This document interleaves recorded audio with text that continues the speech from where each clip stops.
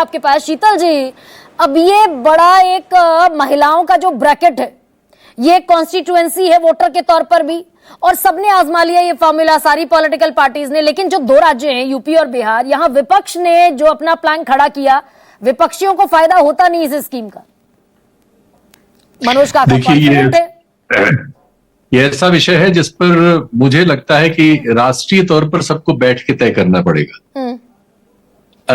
इसको हमारे यहाँ कई, अब तो IMF और सबने बताया है कि 1,62,000 करोड़ रुपया हमें चाहिए होगा अगर जो हमने घोषित किए हैं ये स्कीम्स, इनको लागू इन राज्यों में कर दिया जाए तो। और देश का जो शिक्षा बजट है वो 1,28,000 करोड़ है। आप सोचिए, हम PhD वगैरह के लिए कटौती कर रहे हैं, हर चीज में फीस बढ़ा रहे हैं, हमारी कोई एक यूनिवर्सिटी किसी अंतर्राष्ट्रीय स्तर पर नहीं है, और हम चुनाव लड़ने के लिए इस तरह के वादे करेंगे। हमारी हालत क्या है? दक्षिण और उत्तर में झगड़ा होने वाला है और हो चुका है एक्चुअली, तो कई विधानसभाओं के स्तर पर। ये 3 राज्य जो है, मध्य प्रदेश, उत्तर प्रदेश और बिहार, जो नेशनल पूल है 15th फाइनेंस कमीशन की रिपोर्ट के अनुसार 35.7% एलोकेशन इनको जा रहा है। और दक्षिण के 5 राज्य मिलके जो टैक्स पूल में महाराष्ट्र के बाद सबसे ज्यादा हिस्सा दे रहे हैं, उनको कुल 15% मिल रहा है।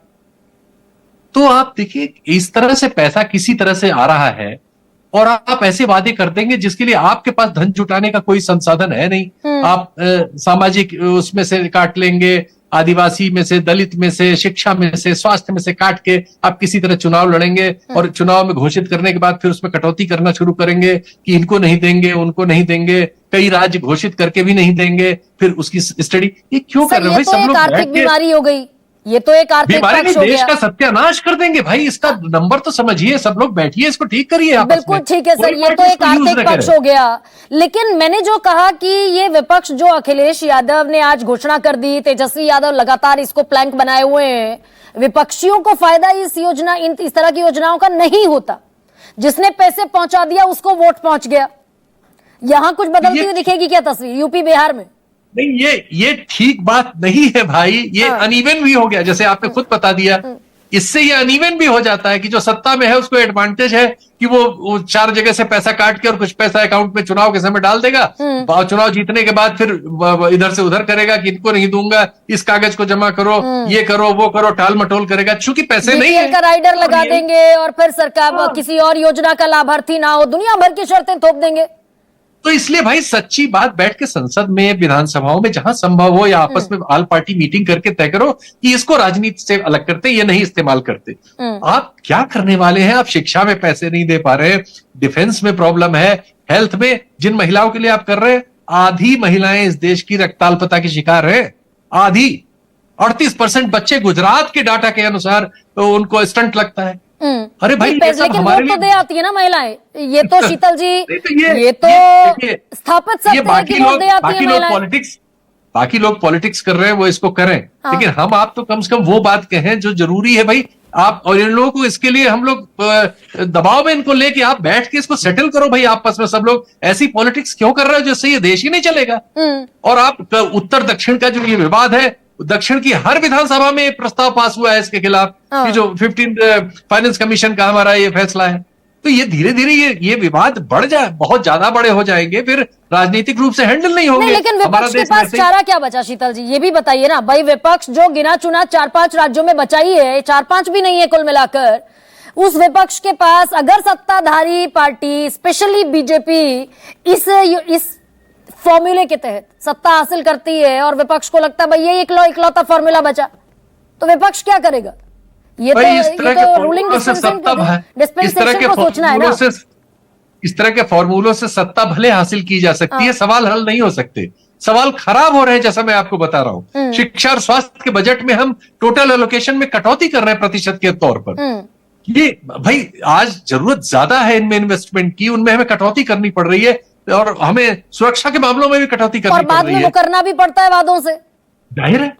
तो इसलिए सब लोग बैठ के भाई, इसीलिए लोकतंत्र में बातचीत होती है। सर्वदलीय बैठक करिए, जो भी तरीके आप आप राजनीति कर रहे हैं, आप इसके तरीके निकालिए, लेकिन इसको हल कीजिए, इसको ऐसे मत चलाइए। हल करना प्रियंका अटक जाएगी, फिर आप तो देश की मुख्य विपक्षी पार्टी की प्रवक्ता है, ये अब चलना चाहिए या इसे यहां पर रुक जाना चाहिए? बिहार का इलेक्शन आपको भी लड़ना है, यूपी का इलेक्शन आपको भी लड़ना है।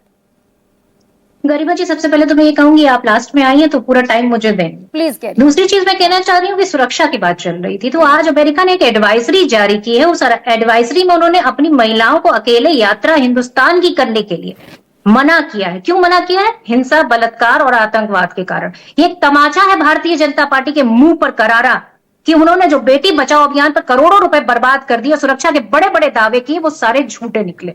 आज बात कर रहे हैं मध्य प्रदेश की, आज बात कर रहे हैं ये जो है दिल्ली की, और ये बात कर रहे हैं जो है महाराष्ट्र की। मैं पूछना चाहती हूँ जो वादे किए वो पूरे क्यों नहीं किए? क्या प्रधानमंत्री के सारे वादे जुमले होते? मध्य प्रदेश में इन्होंने 54 लाख महिलाओं के साथ इन्होंने क्या किया? उनकी वृद्धा पेंशन योजना रोक दी, उनकी जो विधवा पेंशन योजना होती उसको रोक दिया। हिमाचल जैसा राज्य भी 1200 रुपए देता है महिलाओं की जो वृद्धा पेंशन होती। आपने कहा था हिमाचल की हर महिला को पैसे मिलेंगे, बाद में राइडर लगा दिया कि मिलेंगे, एक महिला को मिलेगा।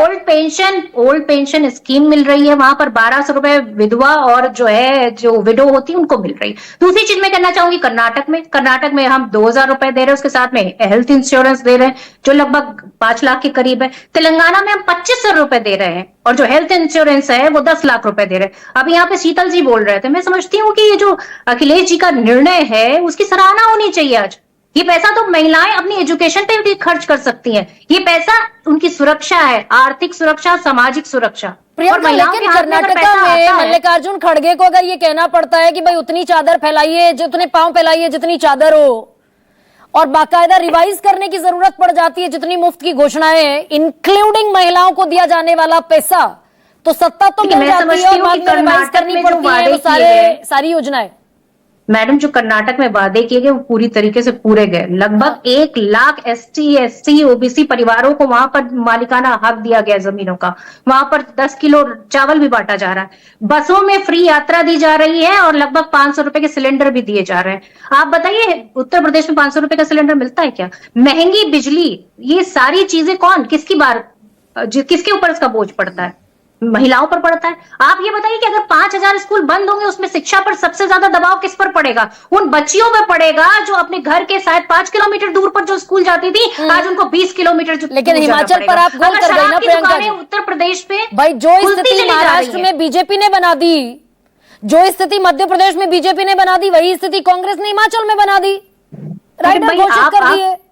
आप ये क्यों भूल जाती है हिमाचल में 2 बार आपदा आई, क्या केंद्र सरकार ने कोई मदद की? हाँ। नहीं की।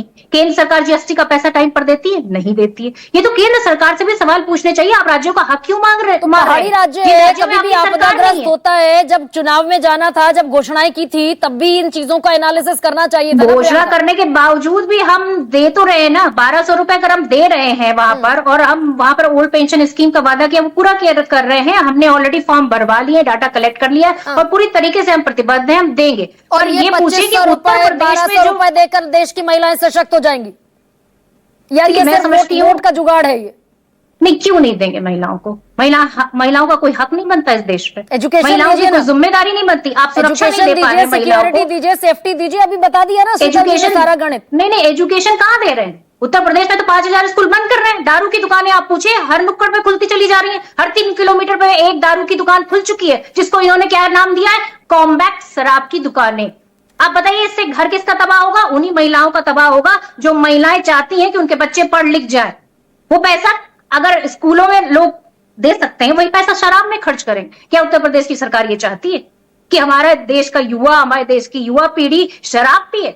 मैं पूछना चाहती हूँ सवाल कि उत्तर प्रदेश महिलाओं की सुरक्षा पे कर क्या रहा है? कोई भी पॉलिटिकल पार्टी, सत्ता पक्ष हो या विपक्ष, इसी फ्री के सहारे सत्ता की जो नाव है उसको वैतरणी पार लगाना चाहती।